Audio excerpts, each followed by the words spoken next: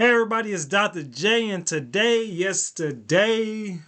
we're talking about limiting and excess reactants. Let's talk about chemistry. All right, so we got two types of reactants we're going to talk about today. Let's first let's start it off with limiting reactants, okay? Or if you ever hear me say limiting reagents, right? Reagent is just another word for reactant. You know, you want to get a little fancy with it, you could say reagent. Now, basically, this is when our reactant that's going to limit the amount of product in our chemical reaction. Okay, so or another way to think about it is the limiting reactant is the reactant that makes the least amount of product. Okay, so during our reaction, we always are going to have our reactants mixing together, and then there's this one reactant that if I don't got enough of this one reactant, then my reaction will completely just stop, right? And that's how we should be thinking about limiting reactant, right? Basically, when we run out of this limiting reactant, our reaction's over, right? It's done, right? And depending on how much you have of that, right, it doesn't matter about how much other you have. So the other reactant we think of as the excess reactant. So this is the reactant that completely will not be consumed in our chemical reaction. All right, so this is in excess. It's in excess. So limited reactant is going to be used up always. Excess reactant, we might have some left over. So we also have yields, and I'm going to give you guys 3 different yields today. So uh, first yield is a theoretical yield. All right, so a theoretical yield is basically the amount of product that can be made in a chemical reaction based on a limiting reactant. All right, so basically our limiting reactant is going to determine how much product we make. All right. And then we have our actual yield. So this is how much we actually produce in our chemical reaction. And then we could determine our percent yield to tell me how good, right, my chemical reaction was. So basically to set that up, the percent yield is going to be taking your actual yield, how much you actually have, over your theoretical yield. So how much you could have possibly made times that by 100%. So depending on your percent yield, right? If you get like a 95% yield, well, that means that, your ration was pretty good. Most of your product was being made or whatever you was trying to do, right? And if you got a low percent yield, well, something went wrong or you just need to work on those skills a little bit. But let's look at an example. In this example, we're trying to find a theoretical yield for carbon dioxide if we have 48 grams of oxygen reacting with 56 grams of carbon monoxide. So the very first thing we want to do, of course, is do our balance equation, right? We need a balance equation. So in this case, 2CO plus O2 gives me 2CO2. Okay. And then once we have our balance equation, we can establish our mole to mole relationships, right? So I understand that this is 2 moles of carbon monoxide. This is 1 mole of O2. This is 2 moles of CO2. As well as we could determine the molar mass for each of our compounds. 1 mole of CO, how do we find the molar mass? We look at our periodic table, and then, right, we just add up all of our atoms. So in this case, adding up carbon and oxygen, I get 28 grams. Adding up 2 oxygens, I get 32. Adding up 1 carbon and 2 oxygens, I get 44.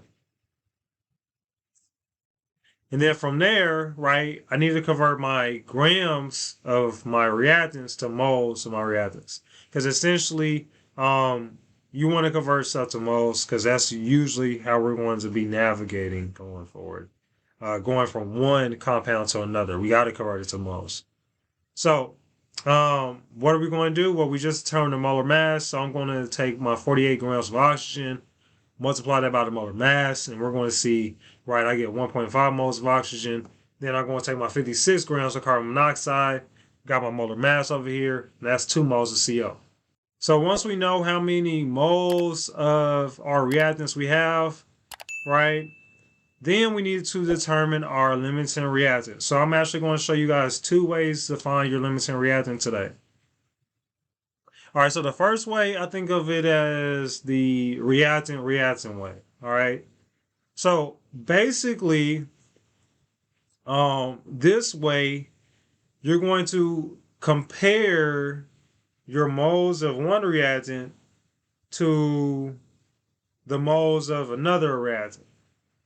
and then you're going to see what could have possibly happened. All right. So basically, let's just look at this example in this way, this reactant to reactant way. So in this case, I'm going to take my 2 moles of carbon monoxide and I'm going to multiply that, right, by a mole to mole ratio. So in this case, if I have 2 moles of CO, how many, right, moles of oxygen would I have? So I'm comparing my reactants to each other in this case. So I'm going to use that mole to mole ratio. So there's 2 moles of CO and then there's 1 mole of oxygen. All right. So in this case, right, I'm going to get 1 mole of oxygen, right? 2 divided by 2.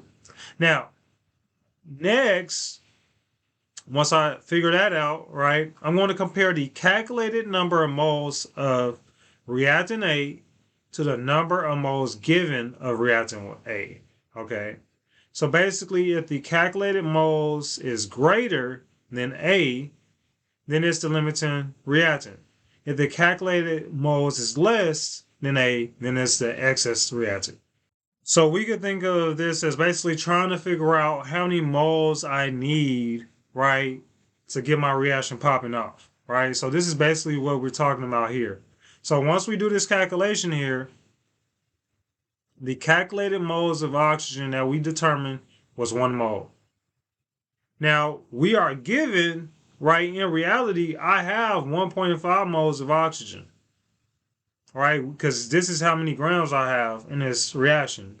That's what's given to us. So 1 mole, right, is less than 1.5 moles of oxygen, right? So this is going to make my oxygen the excess reactant, right? Because I'm comparing these two. So basically this is telling me that I need 1 mole of oxygen in order for this reaction to proceed. I got 1.5 moles of oxygen. So I got way too much, and that's okay. So in this case, this is going to be my excess reactant. So this is my excess reactant. Well, we only got one other reactant. In this case, it's going to have to be, right, my other reactant. What is it? Carbon monoxide. So my carbon monoxide must be my limiting reactant. And we could basically do it the same way, right? We could take our mole of oxygen, 1.5 moles of oxygen, compare that using our mole to mole ratio to CO.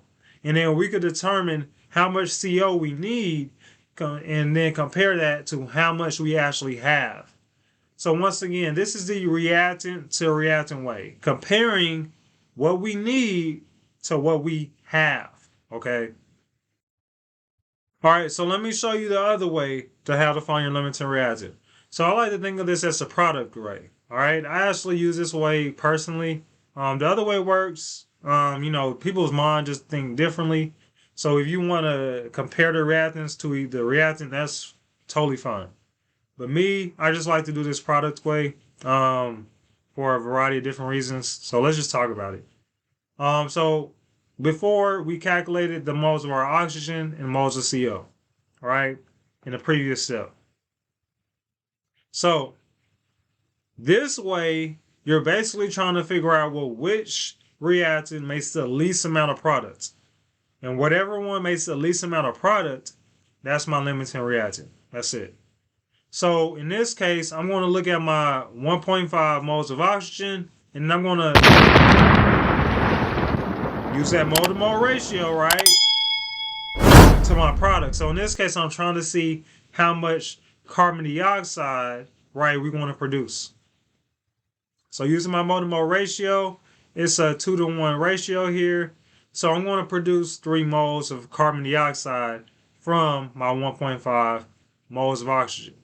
And if I look at my CO, right, I'm going to once again use that mole to mole ratio. In this case, it's a 2-to-2.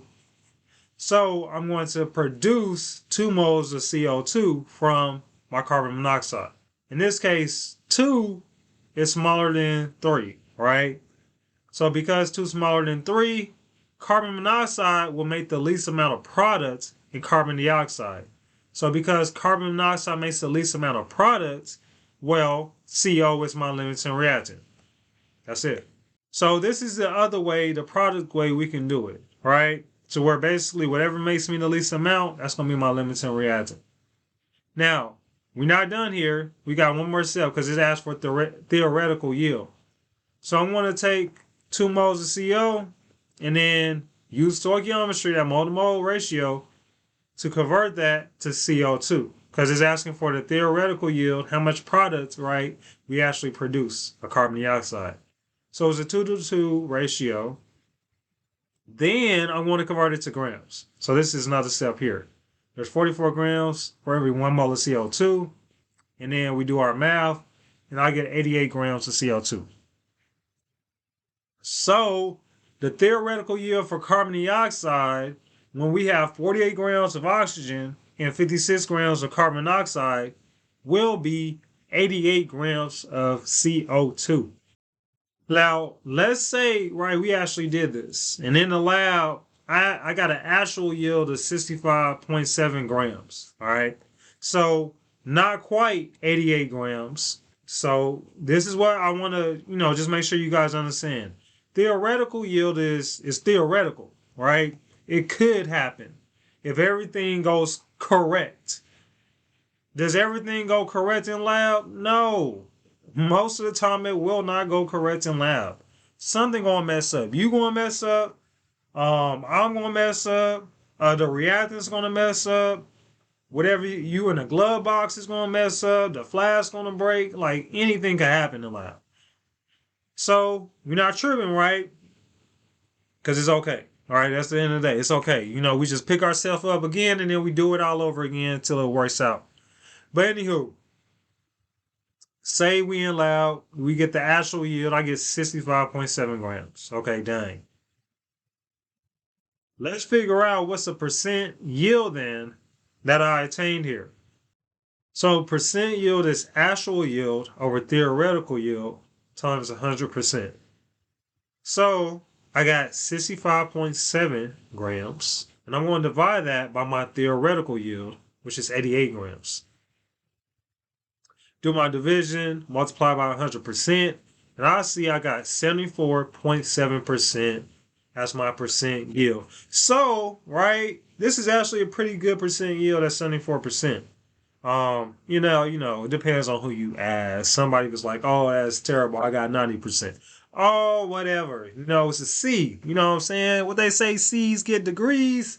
Same concept over here. 74% is pretty good, right? So in this case, right, we want to understand actual yield is what you actually make.